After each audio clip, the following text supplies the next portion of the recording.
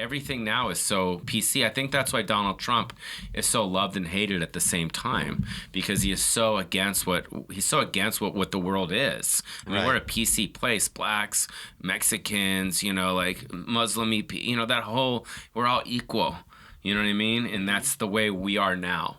You know what I mean? But in Donald Trump's eyes, he's living, 30 years ago. Yeah, he's living like 30 years ago where it was cool to say some fucked up things, yeah. I could see him as someone who came here. I never saw him here, but I always saw him like at the Playboy Mansion, and he used to date Playmates and all that shit, yeah. Was he good at picking up chicks? Well, he was a billionaire. Why? If you're a billionaire and he loved pussy, of course. I think I'd managed to fuck it up somehow. Well, yeah, because you like fellas. You prefer men. Yeah, well, probably. Wow, so you probably have some Donald Trump stories. Yeah, I got some stories. Stuff that... Well, that's part of this thing that I a lot of my stuff, like, sometimes I'll, like, come up with stuff on stage or, like, my act, and then I'll, like, turn it into something. So one of the bits that I did, it never really became funny, but the concept was always funny, is that, and I say it on stage, is that... because Donald Trump, when he became president, he was auditioning all these people. Remember at the White House?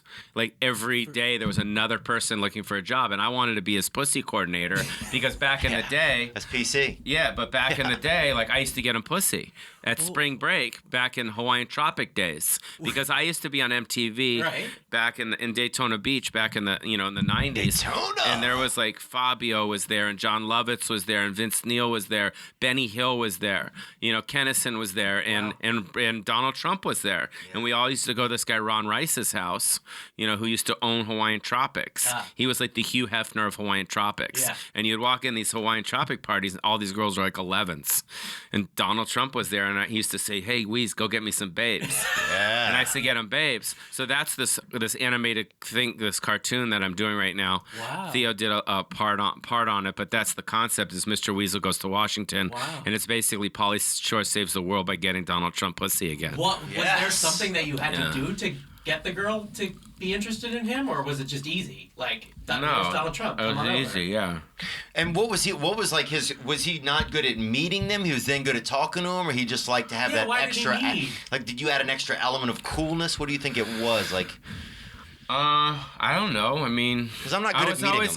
I was always kind of like one of those people that like, what's it called? Like Magic Johnson, where you kind of like the assist. Yeah. I was always kind of like without, the HIV.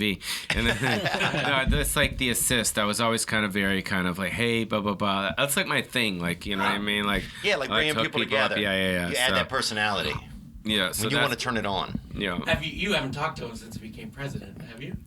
No, but I was on email with Kellyanne Conway for a while before he became president. Why? Like, what? Because I wanted to interview the kids for my podcast. I had a podcast on Crackle, a video podcast, and I wanted to interview the kids, like Eric and Donald Jr. and stuff like that. And Lil Baron. What? No, not that kid. Oh, come on, bro. No. He's too young. He's too young. But he seems cool as hell. Imagine what Barron's life is like. Like, what do you think He's probably playing video games right now. In the White House. And he's just like, this is terrible. Yeah, he's like, can I go back to New York? He doesn't seem like he's stoked about it, So here's the question. Did you vote for Trump? No, I didn't. No, I didn't. Do you think that after he's not president anymore, that everything will just kind of go back to normal? It'll be chill? For him. Oh, for him? Yeah, you know what I mean? Yeah, I think so. I think it's Obama's fault, that fact that that Trump became president, because what happened was every 8 years, we always elect someone that's totally different than the person before. That's just normal. Right. And I think we voted Obama in, and all the white people that are kind of racist in the swamps were like, fuck it, all right, we'll have a black president. I'll just sit down and shut up. You know what I mean? And then he became president, and then all of a sudden you get this white guy that comes out that's fucking super white that's like saying mean things, and all of a sudden the swamp people are now going, Theo's people. Yeah. Yeah. They're saying, yeah, man, this is our guy, man, shit. So all these swamp people come out that never voted before that are voting for Donald Trump, and they don't care anything. They just know that he's racist and they're racist, and they have fun with it.